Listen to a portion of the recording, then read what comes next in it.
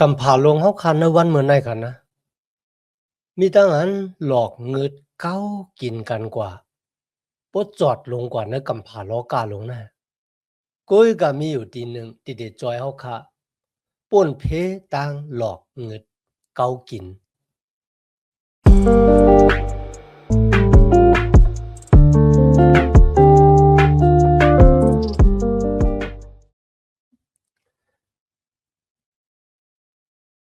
มาสุงค่าพี่น้องผู้ชมยินเสียงใต้ตีนับยำกูจอกูปา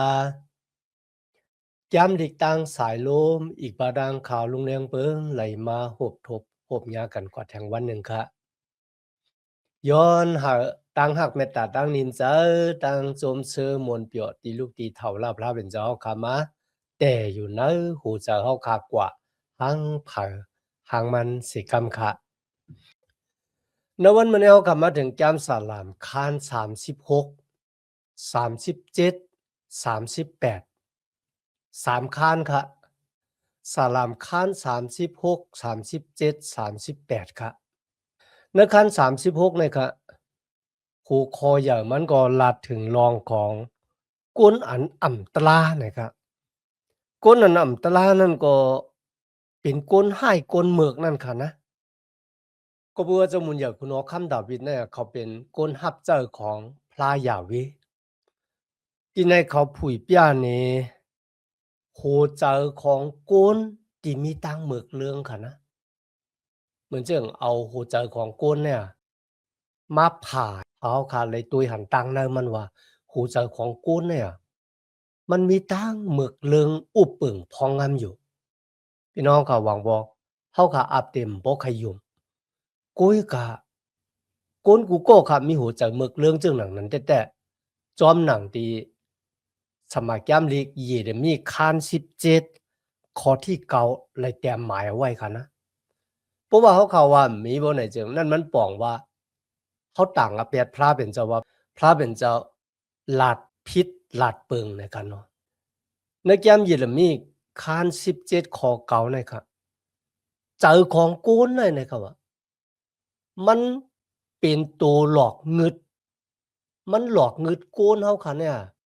หน้าเลอเสกูส่ำกูเปิงตั้งเสียงตั้งหมดมันเจิมมันไหนหมึกเรื่องแต่ๆแล้วก็ผลาตีฮู้จักเจอนั่นนะครับข้อยก็ตั้งเกจูพระเป็นเจ้าในสมัยแก้มเด็กเนี่ยมีไว้ว่าพระเป็นเจ้ามีลอกลายบุญดาได้แก่ฤทธิ์ตั้งหยับผืดในหูเจอของโกนวัวตะแปดในหูเจอของโกนเฮาขาคันนะข้อยก็บ่ฮู้จักพระเป็นเจ้าได้ฮู้แต่แก่ฤทธิ์ตั้งหยับผืดหูเจอติมึกเรื่องในไรจังหนังอื่นเนาะสลัมคัน36ข้อที่1ค่ะตู้สึลึกอัปยาตจางลาดตีก้นให้ก้นหมึกลึกๆลำๆกันในหูเจอมันนั่นอ้อมันจางแปรแปดพระเป็นเจ้าเฮ็ดอำอยู่สิกูยำมันเจ้าที่ในลาถึงก้นอันนำตลาก้นหมึกก้นเรื่องเนี่ยค่ะนะมีความลาดตีป้นแปนอยู่ในใจของเขามันปองว่าเป็นความลาดตีมีตั้งหยุ่มยำตั้มใจเนื้อเถาลาพระเป็นเจ้าอันนี้มันเป็นสภาวะเก่าของโกนเฮาค่ะที่สืบมาในอาดามก้นเงากำพร้าเป็นก้อนดังสุดในขณะที่มีวัวตะแปดมาอุปเปิงพองงำอยู่ในหัวใจเหมือนเจิงที่จุยสุริรัตน์ไว้ในมัดแถกคัน15ข้อที่19ค่ะนะจุยสุรัตน์ไว้ว่าตั้งว่นของโกนเฮาเนี่ยเป็นตั้งว่นอันเมิกเลืองเลืองจามหนาค่ะนะตั้งอันเขาแหมเปิ้นตายเขาพิษผูพิษเมเรียนกามเมสู้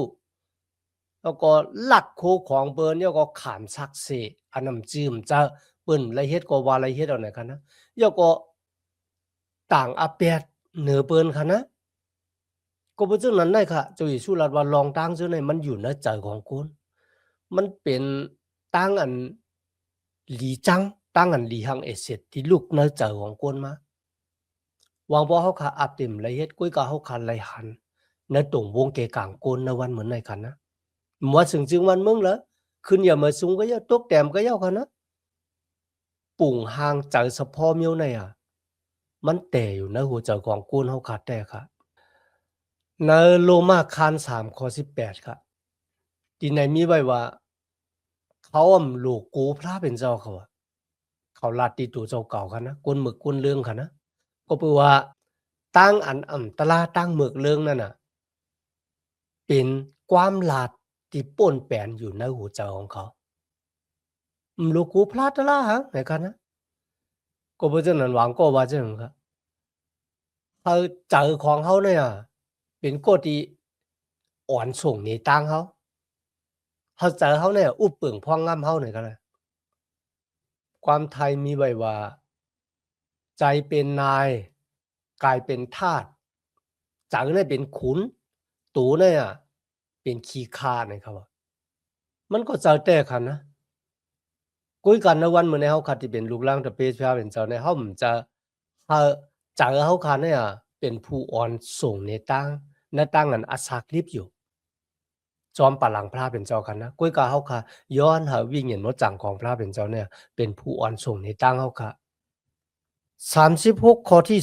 2มันจางทางตัวเจ้าเก่าเป็นอันสูงยัดนะอีกตั้งจางทางว่าพระเป็นเจ้าเต็มทั่วพันอัปยัดมันเฮ็ดนั่นแหละจางทางว่ามันเจ้าเต็มจีอย่างปันตามกันเหนือมันอันนี้เป็นก้นหมึกก้นเรื่องค่ะนะครูเจ้าของเขานะเขาถามว่าพระเป็นเจ้าฮู้พระเป็นเจ้าหันเนี่ยนั่นมันบอกว่าก้นมีวัวแปดเนี่ยมันเฮ็ดให้ติดตัวเจ้าเก่าลอยดังดิมฮู้ตัวก็บ่สังขารบ่ได้จึงคนที่เฮ็ดมือเฮ็ดเรื่องได้คั่นนะมันเหมือนเจิงเฮาเอาถ่านไผมาใส่ไว้ตีหน้าอกเขามันเต็มไม้เนี่ยมันเป็นความแล้วก็บ่ซั้นกวนมือกวนเรื่องหั่นนะมันเหมือนเจิงมีหมองอะไรอยู่ในอกในใจของตัวเจ้าเก่าแต่เขาก็บ่จังได๋ฮะหลู่ไลอาโกยาเมากำปุนดาเดเฮ็ดให้ลืมวัวตะแปดที่ตัวเจ้าเก่าเฮ็ดคั่นนะมันเป็นจังนั้นแต่ค่ะ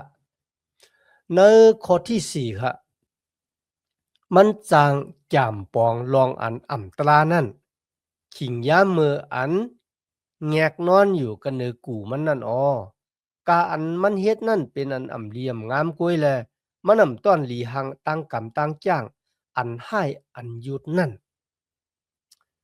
อันนี้ก็ผุยเปียนี่ใจเฉพาะของโกนเฮาแท้ๆค่ะนะ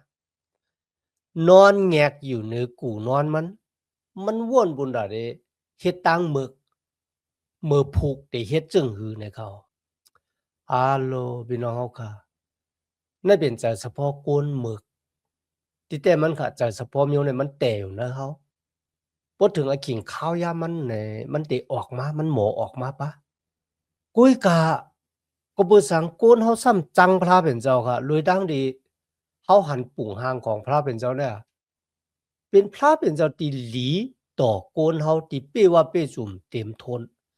เฮาก็อ่านในข้อที่5ข้อที่7ถามว่าพระดิกาเมตตากรุณาเจ้าเฮานั้นคิดถึงผ้ากลางหาวแล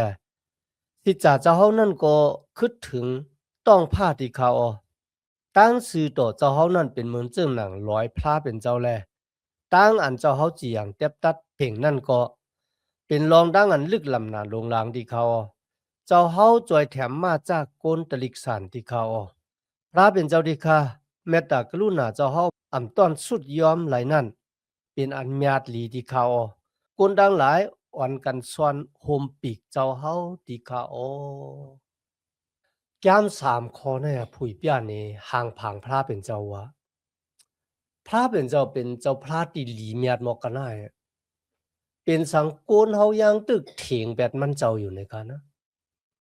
โดยในแกมอันออกกว่าคาน19ข้อ4พระเป็นเจ้าลาติกุนมิวอิสราเอลทั้งหลายกันนะเฮาเนี่ยยุกสูปาสูมาเหมือนเจ้าหนังปีกของนกหุ่งหลงเลยกันนะนกหุ่งหลงมันมีปีกกว้างกันนะแข็งแห้งพระเป็นเจ้าว่าพระเป็นเจ้าปากุนมิวอิสราออกเมืองอียิปต์มาเนี่ยเขาเลยอยู่ใต้ห่มเงาปีกของนกหุ่งหลงเลยครับป้วนเพอันแต่แรกการมีดังเสียงดังลงหรือสินั้นการนำมาแตกคาน23ข้อ37อ่อนดังดีจุอีสุดเดเลยคำตอกซับตายใน2ลักว่ามือกันเนาะ เมื่อมันเจ้าได้เข้ากว่าที่เวียงเยรูซาเล็มเนี่ยมันเจ้าห้องไห้ค่ะก็บ่สังผู้อ่อนหูภายศาสากลมิวจิวค่ะนะไลตุ้ยไลหันไลถ่อมไลยินนำคำตราพระเป็นเจ้าแลลองอันลีอามลวยอนาตันโคของพระเป็นเจ้ามาดังตังอันเจ้าอิสูเฮ็ดเปียนให้เขากุ้ยก็เจอของเขาแข็งค่ะอันนี้เป็นปุ่งห้างหูเจอของโกนค่ะนะหรือฉะนั้นเหมือนกับเขาว่าเขารู้จักพระเป็นเจ้ากุ้ยก็เขาเถียงแบบเจ้าอิสูค่ะนะให้โกนตาย1 วัน4 วันลูกก็ดังตายขึ้นที่มาต่อหน้าเขาเขาทำไปหับขามาอันนี้เจอเฉพาะโกนได้มึงง่ายค่ะก็เพราะฉะนั้นค่ะนะที่นั่นเจ้าอิสูเลยลาดว่าอาโลเยรูซาเล็มเมืองที่ไรแหมปะล้อแพทตั้งหลายตายเอามากินปื้อโกนหับเจ้าพระเป็นเจ้าตายเขาใครเอาปีกเขาเนี่ยห่มสูไว้เหมือนเจ้งแม่ไก่ที่มันงอมลูกมันไว้นะครับนะกุ้ยกาสูดังหลายเถียงแบบอาโลพี่น้องเขาค่ะในสมัยยามที่พระเป็นเจ้าลาดถึงปุ่งหางในใจของโกนเนี่ยมันเปลี่ยนจังไหนก็เพราะฉะนั้นครับมันหลุดเลยมีหัวใจแค่แต้มคุยใจกว้างๆเพราะจือก็เอาบ่เว้าก็แปดค่ะนะหวังบ่เขาค่ะที่เป็นคนรับเจ้าพระเป็นเจ้าเนี่ยค่ะนะหวังก็เป็นเสียดอกหวังก็เป็นคนโหรัดระดังเกียรติหวังปอกค่ะนะใจเขาก็ปิกเหมือนกันค่ะนะบ่ใครถ่อมเปิ้นริมดีอัปแต่เหมือนคนพาริเซค่ะเนาะว่าเขาก็ฮู้ตะลาเหมือนกันรู้ไหนนะอย่าไปให้มีหัวใจเรื่องนั้นค่ะนะในข้อที่11 12ค่ะคาน36เลยค่ะนะ看到也被好考，只按嘛那在สูงนั้นตึกโตข้าเจ้าเสียกรรมอย่าไปให้ก้นให้ก้นหมึกจนนั้นเฮ็ดให้ข้าเจ้าไล่เลียนปลายเสียกรรมที่ข้าเขาเจือนเฮ็ดตู้จะเลิกนั้นไล่ล่มปังที่ข้าเย้าเขาไล่ขามตั้งอันค่าล่มแลอ่ำขึ้นพุทธลูกไล่ลาที่ข้าโอเจ้ามุนอยากคุณออกคำดาวิดย้อนพระเป็นเจ้ามีเมตตาต่อเขาค่ะนะ โอ้พระเป็นเจ้าที่ข้าอย่าให้ข้าตกอยู่ในมือของคนอันนำตราอย่าอาบข้าไว้ในมือของคนเมื่อคนเรื่องดังหลายไหนย้อนพระเป็นเจ้ามีเมตตาต่อข้าสิกรรมเนี่ยก็เพราะเจ้านั้นครับในวันเหมือนในกันนะตีป้นเพอันแต่แหละป้นสิตั้งหลอกเงิดเกากินกันเนี่ยเหมือนเจ้าจ้าแผ่นเนี่ยมีตีเหลียวก็ตีป้นเพนั่นก็อิงปึงอากูเถาวราพระเป็นเจ้า ผู้ที่อุปเปิงกำพาโลกะจะแก้วเวลามนุษย์ศาสตวะเครื่องเปิงกามีต่างเสียงดังหลงต่อโจกันเดียวกันนะเขาคำว่าอิงปึงอากูมันเจ้าอันนี้เป็นที่ป้นเพแต่ค่ะกำเนิดเขาคำมาถึงแก้มสลามคาน37ค่ะนะอันนี้เป็นกติสัจจาของพระเป็นเจ้าต่ออนาคตของกวนเฮาค่ะนะกติสัจจะลองอนาคตนะครับแหละ มันเป็นดังอันจอมบุญญาคุณอกคำดาวิดยามมีด้านตุทุบทหารจอมพระเป็นเจ้าพระเป็นเจ้ามีกติสัจจะที่ปันพรดีมังลาที่กลมิวอิศีลาดังหลายเนื้อกับปันลื่นสุดในขณะมือจุอิสูมาหาบอกกลอยู่มัดมันเจ้าขึ้นมือกว่ากลมิวอิศีลาตีเหลืออยู่ในคณะพระเป็นเจ้าที่ปันพรดีมังลาที่เขานะครับในข้อที่1ข้อที่2คัน37ค่ะอย่าไปเฮามีตั้งอันไม่จะหยาบจะลุยลองก้นให้ก้นเมือกแลอย่าไปซีเก้เฮตาเขาเจออันเฮ็ดให้เฮ็ดเมือกนั่นลองมันจ้ำเขานั่นตักติเจียวหายกว่าเหมือนเยือยาอันแห้งกว่านั่นแหละเหมือนป่างเยืออันเขียวไว้จิ้วงิ้วแห้งกว่าเหี่ยวกว่านั่นอ๋อเหมือนเยือยาอันแห้งกว่าเหี่ยวกว่าพี่น้องกาในมันป่องว่าเมื่อจะมุนอยากคุณออกคำดาวิทันก้นอันนำตะลาค่ะก้นหมึกก้นเรืองเนี่ยมันมักมีดีเป็นมาติ๊กๆเนี่ยค่ะนะมันเหมือนกับว่ามันเฮ็ดให้โหเจอของเขาสุกซากจุตาก้นที่ซื้อต่อสำว่าอยากผ่านลงก้นอันนำตะลาก้นเป้กินเปิ้นขี้เน็กเต็กเต็งเปิ้นก้นหมึกก้นเรืองซ้ำมักมีหลีเป็นเนี่ยเจ้ามุนอยากคุณออกคำดาวิดสุกซากแล้วโหเจอมันค่ะนะ ก็เบอร์สังกุลเมื่อกุลเรื่องเจ้าเนี่ยมันจึงมักมีหลีเป็นขึ้นอย่ามาสูงที่ดิกนะครับ พี่น้องค่ะก็เบื่อเนอปิ้งหยับตะลานเก่าในพระเป็นเจ้าปันคติสัจจาว่าพระเป็นเจ้าตีเฮ็ดให้ลูกหลางตะเปเจ้าเนี่ยมักมีดีเป็นภายโลกะ คุยกันในวันเหมือนได้พระเป็นเจ้าเลยปันคติสัจจะเหมือนเจ้าหนังนปิ้งหยับตะลานเก่าคันนะว่าเฮาเตเฮาสูมักมีดีเป็นเนั่นเจอกันนะก็บ่จื้อชูว่าพวกคนก็ละเขาจอมปาหลังเฮามาเนาะเฮาก็นั่นแวกเสาหลักว่ามือของตุเจ้าก็จอมปาหลังเฮามาเนี่ย มันบอกว่าเอาพระเป็นเจ้าเป็นที่หนึ่งนั่นกันนะก็ผู้สังสมป้าเจอเนื้อรองของตั้งมักมีดีเปลี่ยนของโลกาในกาลาบ่เนี่ยจ้ะก็บัวตั้งมุงทามองทาของลูกล่างตะเปเจ้าก็ที่อยู่มาตำเจอในจุยซุ่มและอยู่ในโลกาเนี่ยเขาคำมีตั้งมุงมองในเมืองกลางหาวเมืองกระเดียนช้ำสะในโลกาเนี่ยเป็นตีอยู่จุแก็บจุกำหนึ่งกันนั่นกุยกับเมืองกลางหาวอันนั้นน่ะเป็นตีอยู่ต่อโจค่ะก็เพราะฉะนั้นนะวันมันในพวกเขาคำเลยครับพรดีมังกลาตั้งภายเครื่องเปิงโลกาในอย่าเจอเลยเขามีตั้งมุงมองโลกาในมักมีดีเปลี่ยนก็มันป้นให้80 ปากเช้ากุยการในเมืองกลางหาวุ่นกันนะที่เขามุงมองวันหนึ่งเดเลยมือนั่นน่ะที่นั่นแหละถาวรามีวันสุดวันเสียงค่ะต่อจัวมีวันสุดวันเสียงค่ะกุยกะดินในจมุนอยากคุณเอาคำดาวิเลยหันก้นอันนำตลาเนี่ยด้วยเนี่ยเขาเฮ็ดไทยเฮ็ดสวนเฮ็ดนาเนี่ยหมักเขาห้องน้ำของเขาก็ดี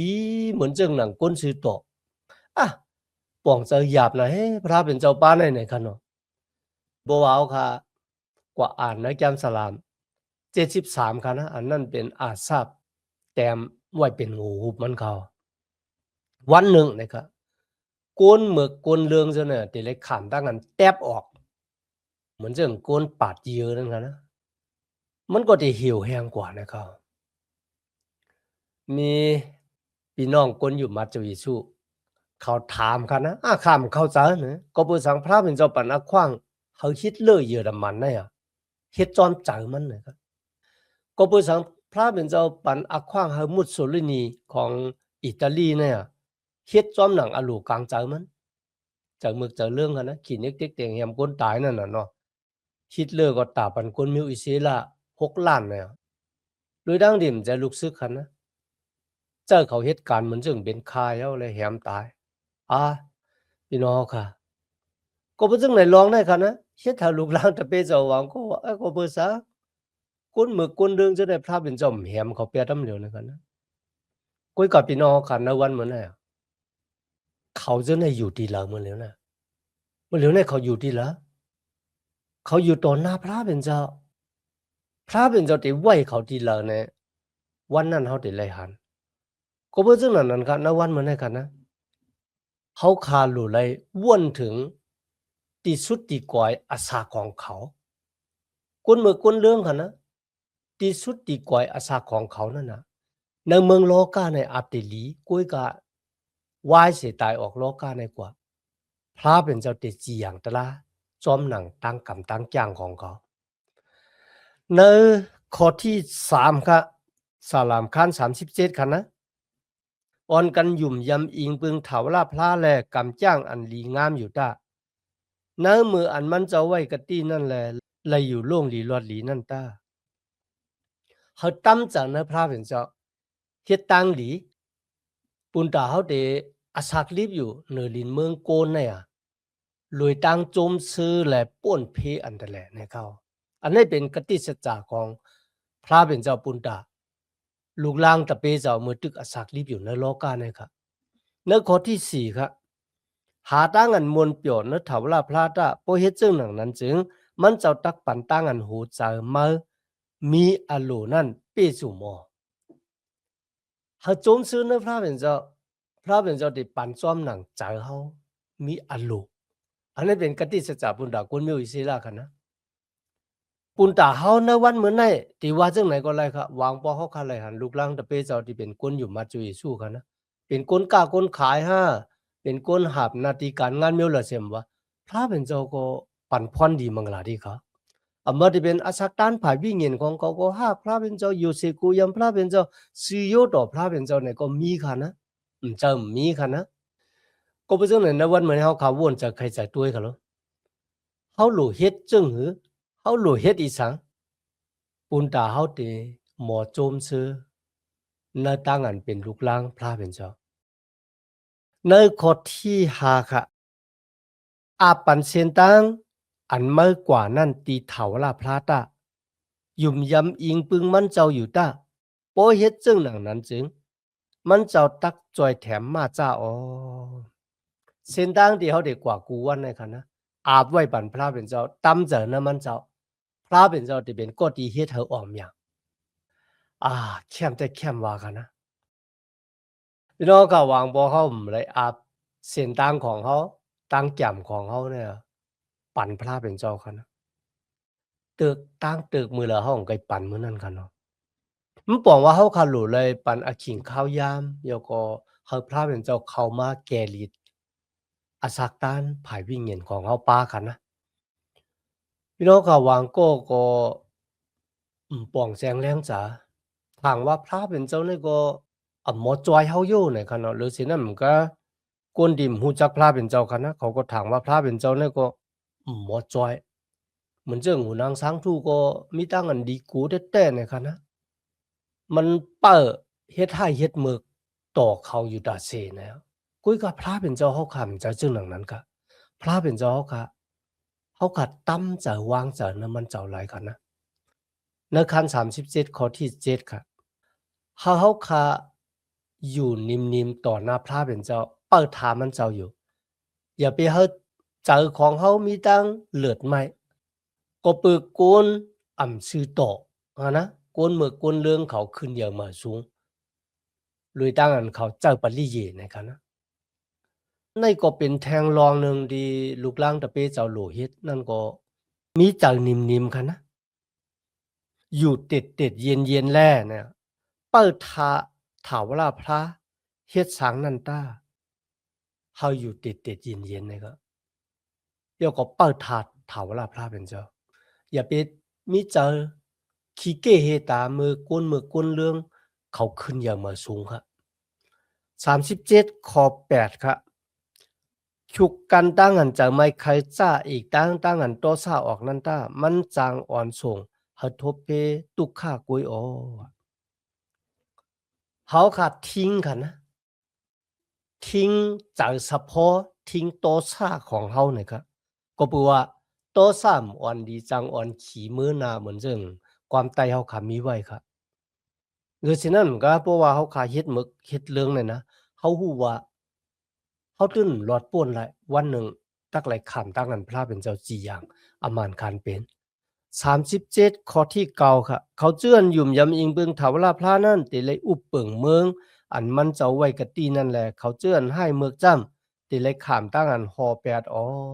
อันนั้นก็เจ้าแต่ค่ะนะเป็นจอมหนังดีสมัยแก้มลิกพระเป็นเจ้าแต้มหมายไว้ข้อที่11ค่ะก็อันให้เมือกนั่นแก่มปองคัดกันตั้งโกนอันซื้อต่อแล กัดเขียวกัดพันต่อมันอยู่วันหนึ่งค่ะคนหมึกคนเรื่องก็ติได้ขามตั้งกันแตบออกกันนะในข้อที่11ค่ะเนาะเขาเจื้อนหูจะแค่แต้มนั่นติเลยอุบเปิงเมืองอันมันเจ้าไว้กะตี้ที่เขาแลมวนเปียวลุยตั้งอันเหลืองจะตั้งอันนิมอันลีนั่นเจ้าค่ะอันนั้นเป็นกติสัจจะของพระเป็นเจ้าค่ะนะในข้อที่14ค่ะก็อันให้เมือกนั่นจางถอดหลาบเสแลวดกลางเขาเขาเลยเอาเขาเจื้ออันอยากผ่านจุดหลุดอยู่นั่นตายอีกตั้งเขาเลยแหมเขาเจื้ออันหูใจซีอยู่นั่นตายอันนี้เป็นกวนหมึกกวนเรื่องค่ะนะเพื่อก็จะอีสุรัดว่าก็ที่มีหลาบมีแล้วนั่นก็ติดตายย้อนหลับย้อนแล้วเนี่ยมันง่ายกันดังความตายเขาค่ะว่าจังก็เก็บน้ำตายย้อนน้ำเก็บไม้ตายย้อนไม้อันว่านั้นค่ะนะก็เพราะฉะนั้นครับในข้อที่16ในว่าอุกจารกวนซือต่อเปิงอิดอ่อนหนึ่งนั่นยิงแค้นมีกาขันยานาเสอุกจาเจจิมอันก้นให้เมือกมีหนำหนานั่นรู้ก่อนก้นซือต่อเนี่ยมีปิดเจอุกษาอิดอ่อนก้อยกาก้นเมือกก้นเรื่องในมีหนำนะครับพี่น้องค่ะมีเสียป้าหนึ่งเขาออกก่อฮอลัดลาดังเกกยวดหลายตีค่ะนะแล้วก็เขาเลยหบทบกวนมีกวนผ่านน้ำแต้ ก็ย่อเขาแจดตัวค่ะนะกวนมีตังกวนผ่านน่ะพลามีตังจมซื้อมวนเปี่ยวหรือพลาเนี่ยเขาหันว่าวางปอกค่ะนะมันจะวางปอกขัดหลายปอกหันว่ากวนผ่านเนี่ยเขามีตังจมซื้อมวนเปี่ยวเนอพระเป็นเจ้านำเลยสิกวนมีเนี่ยค่ะเขามีตังจมซื้อมวนเปี่ยวเนออาสาของเขานะนำเลยสิกวนมีลุยดังดีมันจะว่าเขามีเงินค่ะนะก็บอกว่าเขาวางเงินเนี่ยเขาคลายอยู่กุ้ยกะมันน่ะเฮ็ดให้หัวใจของเขาเต็มเลยก็บอกว่ากวนเฮาเนี่ยรอผ้ามีผาในขนาดเนาะมันจะแตกค่ะในคัน37ข้อที่20ค่ะก่อนให้เมือกนั่นติเลยตายแลยันสู่ทาวราพระตั้งหลายตีหายกว่าเหมือนจึงหนังหมอกยาเถินนั่นเสียเขาตีหายกว่าผิวกว่าเหมือนจึงหนังควันไฟนั่นอ๋อในปีศาจหลีกะค่ะก้นหายก้นเมือกเตหายกว่าเหมือนจึงยือยามันเหี่ยวแห้งกว่ากันนะเขาตีตายกว่าเหมือนจึงหนังควันไฟที่มันหายกว่าจอมรู้มาพี่น้องค่ะลองตั้งเสียแน่มันตักป่อเป็นมาอาหมานกันเป็นแต่คันนะในข้อที่23ครับว่าพระเป็นเจ้าอ่อนส่งในตั้งยางตีนก้นก่อนเหรอก้นก่อนนั้นติปิงโปสะในเส้นตั้งของพระเป็นเจ้าเส้นตั้งของพระเป็นเจ้านั่นก็เป็น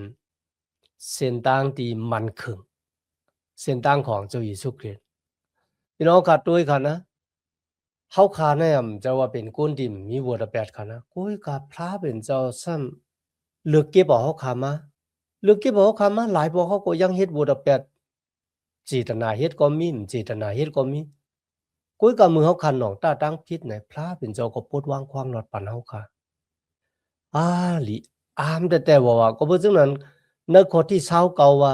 ก้นซื้อต่อเตไลหลินเมืองเป็นอมวยและเขาเตไลอยู่ที่นั่นต่อโจเนี่ยเขาอันนี้เป็นกติสัจจาของพระเป็นเจ้าต่ออับราฮัมค่ะนะต่อคนมิวอิสราเขามันก็อ่อมอย่างแต่ค่ะต่างเกจูพระเป็นเจ้าแต่ก็เพราะฉะนั้นฮะปุณดาคนมิวอิสราในหวังบอกเขาขานว่าพระเป็นเจ้าปันกติสัจจาภายล้อกะเครื่องเปิงล้อกะเนี่ยค่ะนะ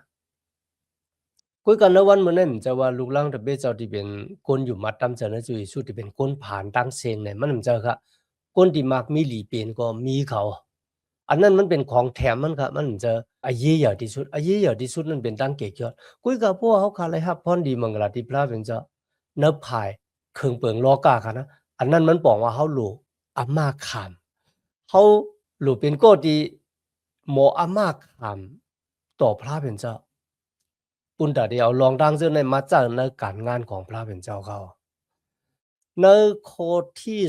38ค่ะคัน37ค่ะนะเขาเจื้อนมีอาเปียดนั่นจ้ำเลยฮอดถึงตั้งอันลู่แหลวลุ่มแลลูกหลานจื้อคือมันเลยขามตั้งอันเป๋เพลเปียดอออันในลีกูยากค่ะนะอานากาศของมันมีเหลือค่ะตัวมันก็เหมือนกันลูกหลานของมันก็เลยขามตั้งอันแตบขาดออกแปดเสียงๆเลยครับ ก็เพราะฉะนั้นกันนะวันเหมือนในเฮาคาโลเลยต้องไว้หลีๆกันนะที่สุดที่ก่อยของกุนหมึกกุนเรื่องแลกุนสีต่อนั่นน่ะมันแปลกเปิงกันจังหนังหือยาวคำมีเจอขี้เกเฮตายาวเจอลำมือเฮาคาหันกุนหมึกกุนเรื่องมักมีหลีเปลี่ยนออมอย่างต่างซากันนะแก้มสลามคัน38ค่ะในซ้ำเป็นแก้มสลามลัดถึงตั้งอันหนองตาตั้งพิษค่ะคุกจะไลไม่จะวัดแปดติจับแสงอันดาโยกะตั้งเจ็บตั้งเสบตั้งไข่ตั้งเป็นพี่น้องค่ะลองตั้งอันจมุนเยาคุณเอาคำดาวิยูมดีกินหวานนั่นเลยเตรียมหมายไว้ในสมัครย้ำดีกุ้ยกะมันมีเขายามปอปอกเป็นมาในจุดอาสาของเขาเขายุ่มดีกินหวานผายตัวกายาคันทาแล้วก็เจอของเขาก็เหี่ยวแห้งนะมีเอ็นมีแห้งเนี่ยเขาก็นองตาตั้งพี่เด็กขึ้นไหวนามาจูพระเป็นเจ้าและหับตั้งยุทธยาก็ผู้พระเป็นเจ้าเป็นหมอยาที่ใหญ่ที่สุดที่ละจึงไหนก็มันเจ้าว่าอย่าไปกว่าจูเสียหมอยาเนี่ยมันเจ้าค่ะนะเขาคำเลยละจึงหนังไหนเขาคำมีอขว้างกว่าจูเสียหมอยาเขาเสียหมอยาก็นั่นมันหูจักพระเป็นเจ้าสิตาก็ สติปัญญาที่มันมีนั่นมันลูกดีเท่าลาพระเป็นเจ้ามาเขาก็เพราะฉะนั้นค่ะเมื่อเขาอ่านจามสาลามคาน38ในค่ะนะมันเป็นตั้งอันเจ้ามุนเยอกุนอคำดาวิดน้องตาตั้งผิดคุกจะไลไม่เจ้าอุรแปดเขามีตั้งเป็นจับตั้งเป็นภายตัวกายคันธาก็ปือเขาเฮ็ดบัวระแปดต่อพระเป็นเจ้าค่ะก็เพราะฉะนั้นค่ะที่ในเขาลาดว่าในคาน38ข้อที่4ค่ะเนาะอามันนักหนาบัวระแปดในคาหับคาหามไรในค่ะนะในข้อที่5ถึง8ค่ะนะที่ในเขาว่าโยกะตั้งเป็นที่กะเป็นเนี่ยมันเป็นก็ปือตั้งเงือง่าของค่ะก็ปือสั่งห้ามลาดว่าเป็นตั้งเงือง่าเนี่ยก็บือว่าเฮ็ดบัวระแปดต่อพระเป็นเจ้าค่ะนะ ที่ในข้อที่5ถึง8เนี่ยครับหวังก็ซ้ำว่าอันนี้มันเป็นความประลอแพทย์ที่เยื่องถึงเจ้าอีสู้โยที่มันจะแหวกหามเอาวัวตะแปดของเฮาตั้งเจ็บตั้งแสบของเฮาไว้เหนือตูมันเจ้าเนี่ยก็ลีว่นจะใครจะเนื้อร้องได้อยู่ค่ะนะก้อยกาดินในเจ้ามุนยาคุณฮกคำดาวิดเขาเลยหนองต้าตั้งพิษคุกจะไล่ไม่ใจวัวตะแปดของตูเจ้าก็ขึ้นไหวน้ำมหาพระเป็นเจ้า พระเป็นเจ้าก็ยุดยาปัญโยกะตั้งจิตตั้งเสพตั้งไข่ตั้งปีของเขาในวันมื้อนั้นเขาขาตั้งหลายหวังปอกโยกะที่เขาเปลี่ยนอยู่อับที่เป็นก็เปอตั้งเงือง่าของเขาณตั้งอันเฮ็ดวัวระแปดคิดเปิงเส้นตั้งพระเป็นเจ้าหนุกๆดื้อๆกว่าคันเนาะก็เพราะฉะนั้นเขาขาดหลุมมีหัวเจอหมอหนองตาตั้งพิษขึ้นไหวน้ำมหาพระเป็นเจ้าย้อนให้มันเจ้ายุดยาปันเฮาค่ะ มีดังนั้นต่างเกจูยานะในวันเหมือนในที่มาเห็นจำดีกว่าจอมกันโตพดถึงอาคิงเขาขาดสุดเสียงกว่าย้อนหาตั้งหักเมตตาตั้งนิมจาตั้งสมซื้อมวลเปียดที่ลูกดีเท่าลาพระเป็นเจ้าเขาขามาแต่อยู่ในหูเจ้าเขาขากว่าหังเผอหังมันสิกรรมค่ะมาสุงค่า